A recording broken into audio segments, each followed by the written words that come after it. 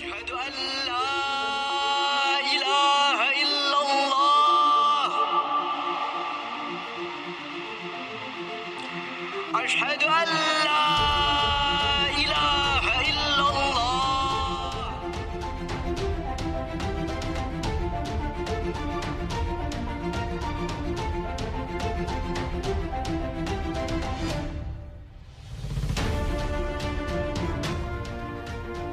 Semua terkejut. Kiai Haji Saifuddin Ibrahim telah murtad. Saifuddin Ibrahim atau Abraham ayah dari 4 orang anak. Dalam kesaksiannya memberikan beberapa alasan prinsip mengapa ia sebagai Kiai Haji dan sekaligus guru besar Universitas Muhammadiyah meninggalkan jabatan. Popularitas dan warisan juga ditinggalkan dan sekarang menjadi pendeta. Istrinya terkejut dan menangis berhari-hari dan berkata kepadanya, "Kamu pikir kamu itu siapa? Kamu itu kiai, kok bisa-bisanya kamu jadi orang Kristen?" 4 hari sudah saya tidur tenang karena tidak ada suara toa masjid. Kurikulum di pesantren, Pak, jangan takut untuk dirombak. Bapak periksa, ganti guru-gurunya yang... Karena pesantren itu melahirkan kaum radikal semua. Latar belakang Saifuddin Ibrahim. Saifuddin Ibrahim lahir dan besar dari keluarga muslim. Ayahnya adalah guru agama, pamannya adalah pendiri Muhammadiyah di Bima, mertuanya tokoh Islam di Jepara. Lulus dari SMA di Bima, Nusa Muhammadiyah Surakarta Fakultas Usuluddin, jurusan perbandingan agama. Setelah lulus kuliah pada tahun 1996, menjadi pengajar di Jepara dan mengajar di pesantren Darul Arqam, Sawangan, Depok, Jawa Barat. Tahun 1999 ia mulai mengajar di Al Zaitun Indramayu, suatu pesantren terbesar di Indonesia dan memiliki masjid yang bisa menampung 150.000 jemaah. Selama 6 tahun ia mengajar Quran, hadis, akidah, akhlak, sejarah kebudayaan Islam dan jurnalistik. Ia adalah dewan guru paling dikenal oleh para santri dan wali santri. Ia adalah salah satu tokoh Muhammadiyah yang sangat aktif menyerang Kristianiti. Kefanatikannya terhadap Islam juga nampak dari pemberian nama kepada putranya Fikri Khomeini, Muammar Gaddafi dan Saddam Hussein. Saat ia mulai kuliah Universitas Muhammadiyah, ia mulai belajar isi Alkitab untuk dimuridkan oleh dosennya bagaimana menyerang iman orang Kristen. Puncaknya, di akhir November 2005, setelah 6 tahun menjadi dewan guru pesantren Al Zaitun, ia dihadiahi oleh para tamunya 1.400 buah Alkitab. Pada tanggal 4 Maret 2006, kurang dari 3 bulan, tiba-tiba ia berangkat dari Indramayu ke Cirebon untuk minta dilayani bagaimana menjadi orang Kristen. Akhirnya, Kiai Haji Saifuddin Ibrahim meninggalkan Islam, agama yang ia telah tekuni sejak kecil dan sekarang menjadi orang penginjil Kristen atau pendeta. Setelah masuk Kristen, Saifuddin Ibrahim mengatakan Al-Quran sangat meragukan kalau itu datang dari Allah Subhanahu wa Ta'ala. Dia juga menyatakan kalau Nabi Muhammad tidak punya mukjizat seperti nabi-nabi lainnya. Bahkan banyak lagi kata-katanya yang seolah-olah memojokkan dan merendahkan Islam. Pernyataannya pun menjadi ramai karena ucapannya itu menjadi tolak ukur kalau dia seorang kiai. Dalam arti, masa seorang kiai tidak tahu kalau Nabi Muhammad punya mukjizat? Nabi Muhammad SAW sama seperti nabi-nabi lain. Nabi Muhammad SAW juga dikaruniai beragam mukjizat oleh Allah Subhanahu wa Ta'ala.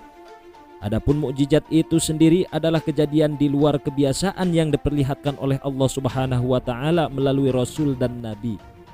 Hal tersebut bertujuan guna membuktikan atau membenarkan kenabian dan atau kerasulannya, sekaligus melemahkan musuh-musuh yang meragukan keberadaan Nabi dan Rasul. Lalu apa saja mukjizat Nabi Muhammad SAW? Berikut beberapa di antaranya. 1. Al-Quran. Al-Quran bukan saja menjadi penyempurna kitab-kitab sebelumnya, namun juga merupakan mukjizat terbesar yang diterima Rasulullah SAW. Al-Quran sendiri diturunkan oleh Allah Subhanahu wa Ta'ala secara bertahap selama 22 tahun, 2 bulan dan 22 hari. Kedua, membelah bulan. Mukjizat ini diterima Rasulullah Shallallahu Alaihi Wasallam saat orang-orang kafir menentang dirinya untuk menunjukkan kenabiannya.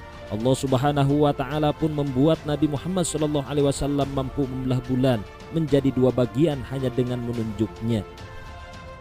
Ketiga, air hujan.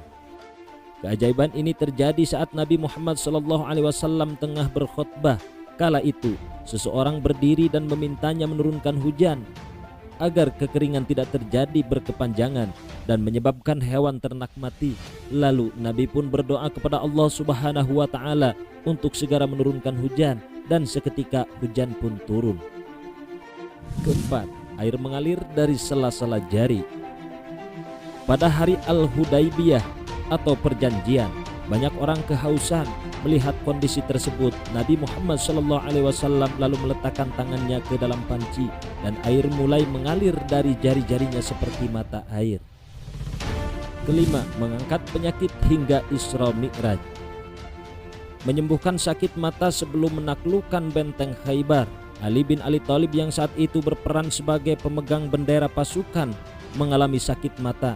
Atas kuasa Allah Subhanahu wa Ta'ala, Nabi Muhammad SAW tiba-tiba mampu menyembuhkannya hanya dengan meludahi mata Ali.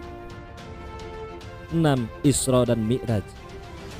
Isra dan Mi'raj ini merupakan peristiwa dipanggilnya Nabi Muhammad SAW menghadap Allah Subhanahu wa Ta'ala. Isra sendiri adalah perjalanan Nabi dari Masjidil Haram ke Masjidil Aqsa dengan menaiki buraq.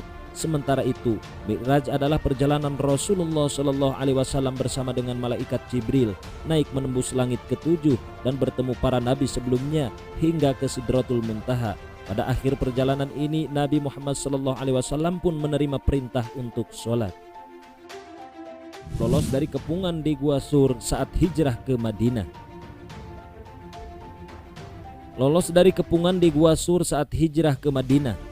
Persembunyian Nabi Shallallahu Alaihi Wasallam dan Abu Bakar di Gua Sur nyaris diketahui para musuhnya yang terus mengejar. Namun berkat pertolongan Allah Subhanahu wa Ta'ala, Rasulullah Shallallahu Alaihi Wasallam dan Abu Bakar pun akhirnya selamat dari racun dalam suatu peperangan.